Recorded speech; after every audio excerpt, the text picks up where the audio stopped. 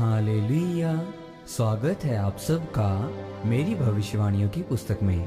तो आइए हम आज के पवित्र वचन को पढ़ेंगे जो कि परमेश्वर के दास प्रेरित अंकुर यूसुफ नदुल्ला जी के द्वारा लिखा गया है। अपने अधिकार को न गवाना। जैसा कि पहला इतिहास अध्याय 5 उसकी 1 आयत में लिखा है, इज़राइल का जेठा तो रूबेन था, परंतु उसने जो अपने पिता के बिछोने को अशुद्ध किया, इस कारण जेठे का अधिकार इज़राइल के पुत्र यूसुफ के पुत्रों को दिया गया। वंशावली जेठे के अधिकार के अनुसार नहीं ठहरी। मेरे प्रियो, बाइबल बताती है इज़राइल यानी याकूब का सबसे बड़ा बेटा रूबेन था। पुराने समय में सबसे अधिक संपत्ति, आशीषें और अधिकार घर के पहलौठे बेटे को दी जाती थी, लेकिन अगर आज 2 बेटे हैं तो दोनों को बराबर संपत्ति मिलती है। बाइबल बताती है परमेश्वर ने कहा था कि पहलौठा हमेशा मेरा होगा, और पहलौठे के ऊपर हमेशा परमेश्वर की योजना रहती थी। इसीलिए शमूएल नबी जब मसाह करने के लिए यिशै के घर गया तो यिशै ने सबसे पहले अपना सबसे बड़ा बेटा उसे दिया। ऐसा नहीं होता था कि सबसे बड़ा बेटा बाद में आए और बीच वाला पहले चले जाए या छोटा पहले चले जाए। जब परमेश्वर ने बड़े को अयोग्य करार किया तो उसके बाकी भाई अयोग्य करार हुए।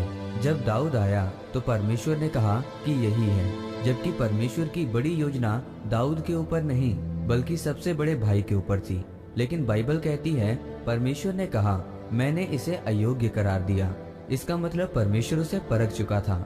मेरे प्रियो, अब इज़राइल का जेठा तो रूबेन था। उसने अपने पिता की एक रखेल के साथ व्यभिचार किया, इस कारण जेठे होने का अधिकार उससे छीना गया। लेकिन उसके दूसरे भाई शिमोन और लेवी भी थे, परंतु उनको वो अधिकार क्यों नहीं मिला? क्योंकि उन सब ने यूसुफ को बेचने के लिए अपना हाथ लगाया था। रूबेन ने कहा इसे मारो मत, गड्ढे में डाल दो, और यहूदा ने उसको मरने से बचाया और उसको बेच दिया। इसलिए यहूदा दूसरे नंबर पर रहा और अपने भाइयों पर प्रबल हो गया। जो कुछ भी उनकी जिंदगी में हुआ वो उस चीज का कारण था जो उन्होंने अपनी जिंदगी में बोया था, और सब भाइयों ने यूसुफ का जो अपराध किया था, इस कारण जेठा होने का अधिकार यूसुफ के बच्चों को मिला। बाइबल बताती है जब एसाव ने भी अपने पहलौठे होने का अधिकार एक दाल के बदले बेच दिया। इसी कारण जो ब्लड लाइन प्रभु यीशु मसीह की थी वो एसाव से निकल के याकूब में चली गई। मेरे प्रियो, आप जानते हैं कि कितने लोगों के वंश आज इस दुनिया में मुसीबतों में पड़े हैं, केवल 5 मिनट के व्यभिचार के कारण जो उन्होंने वचन के बाहर जाकर किया। आपको पवित्रताई में रहना है, यूसुफ की तरह अपने अधिकार को नहीं गंवाना है, जिसके कारण आप आशीष को ग्रहण करने पाएं। आमीन।